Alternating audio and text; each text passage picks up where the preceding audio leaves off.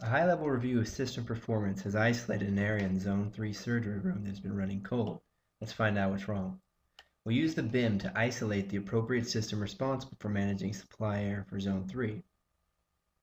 Here we can see the assets that make up the system in the BIM. We can also select from the drop-down menu individual assets for analysis. Let's select the diffuser first. The BIM object for the diffuser contains structured data and documents that we can review alongside the 3D user interface.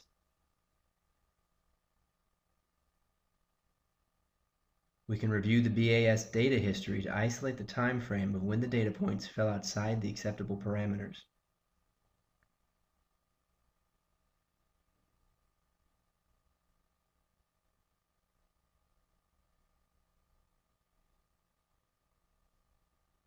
There, on the 7th, we can see a spike which has brought the performance up to an acceptable level. But why? Now we can review the work orders, which is typically managed in a system isolated from the BAS. This gives us greater context for asset performance. And we can see that a work order is being performed, which explains the spike on the 7th.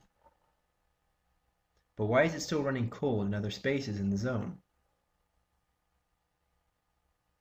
Let's review the VAV in this system.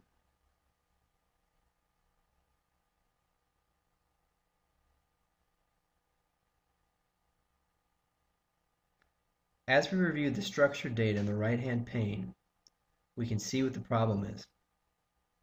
Our diagnosis is that the engineers specified a higher set point, which explains why it's underperforming.